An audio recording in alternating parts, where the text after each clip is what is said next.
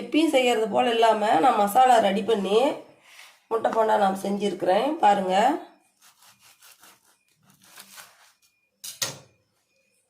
இந்த மாதிரி வித்தியாசமாக செஞ்சு பாருங்கள், சாப்பிட்றதுக்கு சூப்பராக இருக்குது. வாங்க இப்போ முட்டை போண்டா எப்படி செய்யறதுன்னு பார்க்கலாம். சின்ன கப்பு தான், 1 கப்பு கடல மாவு எடுத்துக்கணும். பச்சரிசி மாவு 2 ஸ்பூனு இதில் கலந்துக்கலாம். கொஞ்சமாக பெருங்காயத்தூள் கலந்துக்கலாம். கொஞ்சம் மிளகாத்தூள் கலந்துக்கலாம். இதுக்கு தேவையான அளவு உப்பு கலந்துக்கலாம். இட்லி போடுற சோடா கொஞ்சம் போட்டுக்கலாம். சோடாத்தூள்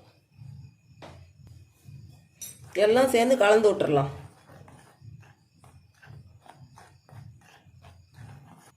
கொஞ்சம் மஞ்சத்தூள் போட்டுடலாம். இதையும் சேர்த்து எல்லாம் கலந்து விட்டுறலாம்.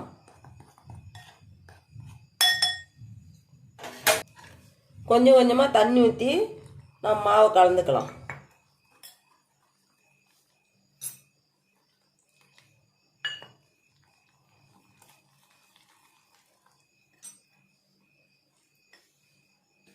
கட்டி விழுவாங்க கலந்துக்கலாம். பஜ்ஜி மாவு கூட கொஞ்சம் கெட்டியாக இருக்கணும்.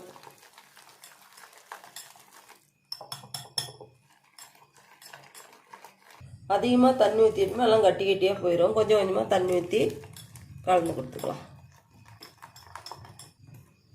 பாருங்கள், இந்த பத்துக்கு இருக்கணும்.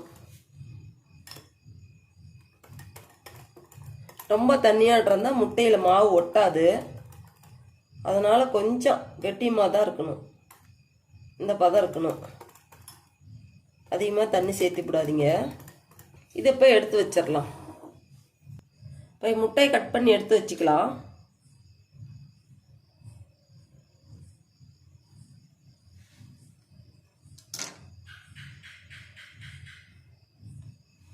இப்போ மஞ்சள் கருவெல்லாம் எடுத்து அதை கிரேவி மாதிரி இப்போ செஞ்சு வச்சிடலாம். அதுக்குள்ளே செஞ்சு வச்சுக்கலாம். முட்டைக்குள்ளே மறுபடியும்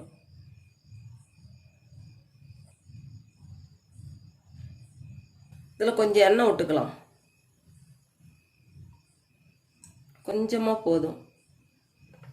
ஒரு அரை வெங்காயம், பெரிய வெங்காயத்தில் பொடியாக கட் பண்ண வெங்காயத்தை போட்டு வதக்கலாம்.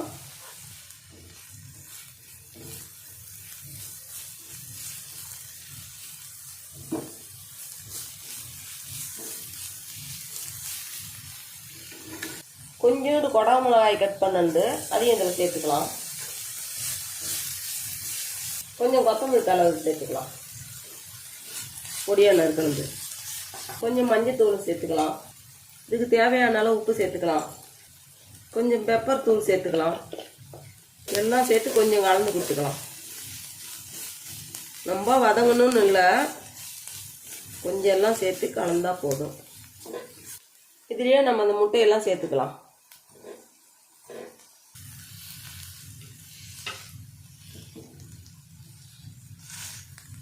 எல்லாம் சேர்த்து இப்படி கலந்துக்கலாம். இப்படி சேர்த்து செய்யும்போது நல்லா டேஸ்ட்டாக இருக்கும். போண்டாவை சேர்த்து சாப்பிடும்போது இதெல்லாம் சேர்ந்து கலந்து செய்கிறதுனால முட்டையை தனியாக கட் பண்ணி போட்டால் அவ்வளோ டேஸ்ட்டு வராது. இப்படி செஞ்சு சாப்பிட்டு பாருங்கள். இப்போ இதை இறக்கி வச்சிடலாம்.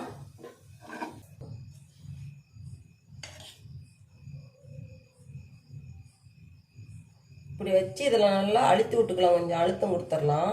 அப்போ தான் வராது வெளியே.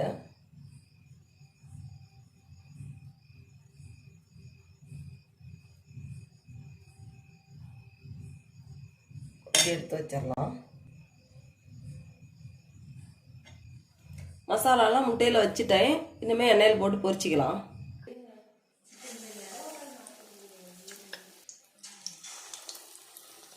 எண்ணெய் காஞ்சிருச்சு, போட்டுக்கலாம். இப்படி எடுத்து கரண்டியில் எடுத்து போட்டுக்கலாம்.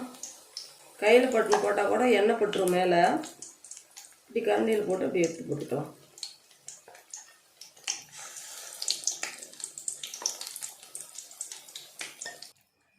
பாருங்கள், முட்டை போண்டா எல்லாம் சுட்டு ரெடி ஆயிடுச்சு.